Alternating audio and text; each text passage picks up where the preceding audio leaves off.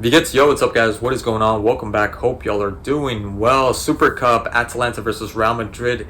Is this one of the many trophies that Real Madrid are going to win this year? I don't know, and I don't want to speculate. At least I don't want to speculate that far. And if memory serves me best, I remember when Messi was first announced that he was going to sign for PSG, and every PSG fan thought that this is it. We're going to win the CL. We're going to win the Champions League. And we all saw how that turned out to be. Like, that did not turn out too well. So I don't know, but they did look good. They did look good, and especially towards the end of the game, and that second half. That second half, Jude Bellingham. Jude Bellingham was, for me, the man of the match. He just needed to score a goal. That's it. He just needed to score a goal. And unfortunately, he had some chances. He had about like 3 chances to be able to score. But despite that, he plays such a really good game. And for me, he was a turning point for this Madrid to be able to win the game. Yes, Vinicius, Valverde, all these players, they played an instrumental role in the game, but it was Jude Bellingham for me. It was just clear. It was by a mile Jude Bellingham that led this Madrid. They woke up as soon as he started playing. They woke up, and what a radical change it was. The first half, and shout out to Atalanta. Atalanta played a really good game, especially that first half. Phenomenal what they did. They did not, every Madrid player, it wasn't just Vinicius, Bellingham, Mbappe, and Rodrigo. It was every player from the midfield to the top. They could not turn around. They were playing with their backs against goal the whole first half. So shout out to them. But pretty much they were playing them the way they played against Leverkusen. So that was huge. That was huge, and it's no easy task to do that. Everybody was on point for Atalanta, and they had also chances to be able to score with Lookman, the mistake from Valverde, right? And had it not been for Rudiger, because I thought he had a lot more speed. I thought he was a little bit quicker, but he's no slowpoke. He is pretty quick, and it would have taken someone like Mbappe or Rodrigo or Vinicius to be able to be Rudiger. And what a way to defend from Rudiger. And then there was the little deflection. I can't remember who it was from Atalanta that ended up centering the ball, but ended up deflecting off of Militao, and hitting the crossbar. And Courtois didn't know anything of it. He didn't want to know anything about it. He thought that was going to go outside, and then ended up hitting the crossbar. So they got close. Of course, Real Madrid also towards the end with Vinicius and that. Was there a deflection? It seemed like there was a deflection. It was kind of a nutmeg, or it was a nutmeg, but it deflected a little bit because you saw the trajectory of the ball. The replay didn't really show that much, or I couldn't at least glean off much if it was a deflection or not. It was still a phenomenal pass from Vinicius, and Rodrigo hitting the crossbar. Rodrigo, I didn't mind him so much being kind of lost in the sense that it's not like, I don't think anybody played bad for Madrid or Atalanta. I thought everybody was pretty much on point. Yes, some players were less involved than others, but everybody was playing pretty well. And Rodrigo, I didn't mind him, maybe because this time I saw that it was evenly distributed up in the front with Vinicius and Mbappe instead of just Vinicius by himself. And what's the point of having someone like Rodrigo? I didn't mind Rodrigo kind of being left over. I didn't mind him, the one steal that he did against Hein, which was having a phenomenal game, especially in the back. And stole the ball and ended up leading to the second goal. I didn't mind him less involved in the game. Pretty sure that's the role that he's going to have to get used to playing. If he doesn't like that, then I guess he's going to have to find another club team. And it's easy for me to say this, but I would not mind Rodrigo leaving. Obviously, a lot of Madrid fans would not want that, but I'm okay with him just jumping ship. Because I don't think he's going to get a lot of playing time. And I wish I could see a little bit more of Arda Güler.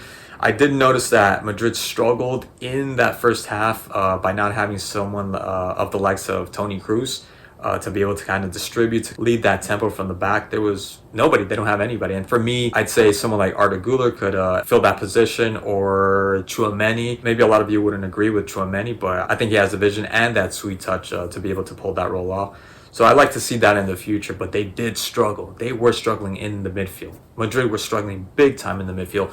What I thought they did phenomenally well, despite the tempo being led by Atalanta, was the defense. Defense from both teams, especially from Atalanta, midfield and defense, but both teams were doing a phenomenal job. Yes, Atalanta were leading the attack. They were definitely more involved in Madrid's lower half than Madrid was on Atalanta's, but they could not get through. They could not penetrate that defensive line with Militao and Rudiger. I don't know why Rudiger was on the bench last year. I think because Alaba was also playing in the back, but man, he is indispensable in that back line. So it wasn't until the second half that I don't know what the heck happened to Jude Bellingham. What the hell did he take? Like, how many Red Bulls did he take? Did he do a line of coke? Like, what was it that he did? Because he completely transformed this game. As soon as he started kicking up gear, everybody started doing well. Yes, Vinicius was playing well too, especially in the second half. That's when he started to shine. But Bellingham was doing everything. And I'm not trying to take away anything from Vinicius, because Vinicius, I mean, with the passing, with the running, with the attack, it's not just attacking. It's the creativeness when it comes to passing.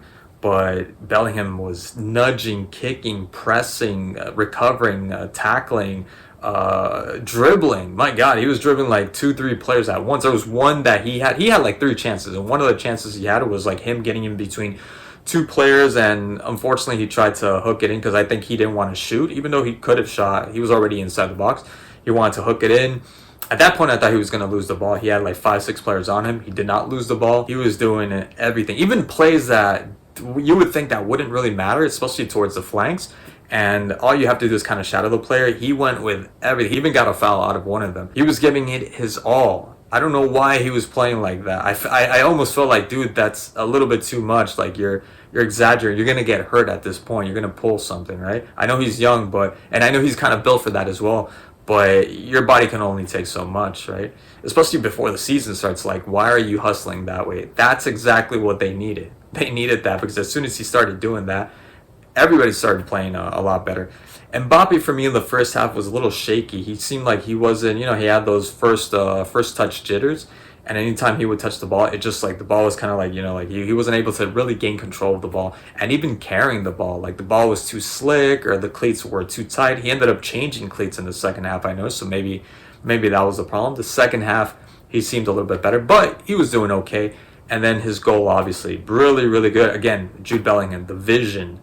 Like, somebody else would have centered that ball, and that was really good from Bellingham. You could tell that there's that understanding. There's already that understanding between these players. And, I mean, Mbappe being as quick as he is, because I felt the defender, I think it was Hein, I felt that he could have gotten there before, but again, it's Mbappe. We know he's quick, because he was kind of stumbling as he went to shoot the ball. And he looked really good for a first game. He looked really, really good. Decent on the ball, off the ball as well. And it's only his first game as well. And I'm not even really counting the goal. Even if he hadn't scored a goal, I thought he was really on point in this game, for a first game at least. Especially towards the second half, because it only got better. Had it stayed just like it did in the first half for Mbappe, yeah, maybe I would have been, and even then I wouldn't have been concerned. It's the first game. That's what happens. You're a little bit nervous, despite being a world-class player, but this is Madrid, and, high expectations and all that. So I thought he did really well towards the end, and then obviously he got his goal, but he did pretty well, and I was satisfied. I was mostly curious to see what he was going to do, and I was satisfied when they took him out towards the end, because he played most of the match.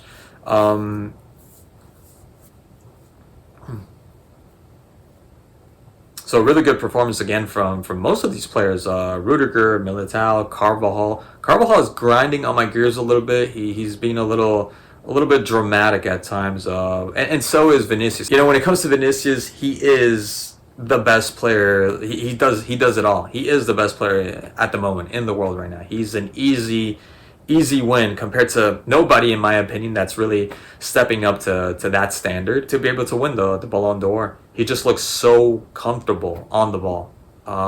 Even when I think that nothing's going to come out of one of his attacks, he ends up pulling something, and it's so easy. I mean, he gave that assist, and it was just so easy for him. A drag, it was just dragging it to the line, and then just with your right foot, which is pretty much not textbook. Like, you should have been using your left foot.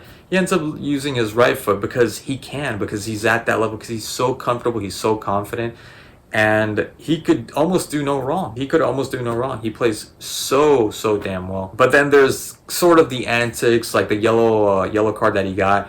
He did step on the guy, and he left his foot there. And then you're complaining, like, why? Like, it just takes away. But I get that. Like, that does, to a lot of people, that doesn't matter. To me, it does matter. It bugs me, because you're up there, probably miles away from the next person. I guess Bellingham is right there, but yeah, it's Vinicius all the way. Unless he starts to dip in form, it's him. And Bellingham keeps playing the way he's playing. Yeah, I guess he could also win the Ballon d'Or. Really good game. Looking forward to the season. I don't know if I'm going to catch the first game. There's so much football, so many teams that I want to catch. I did catch the Manchester versus Liverpool game, by the way. the preseason friendly that they played here. I was taken away to do something personal, family business, and I just couldn't get to making a video.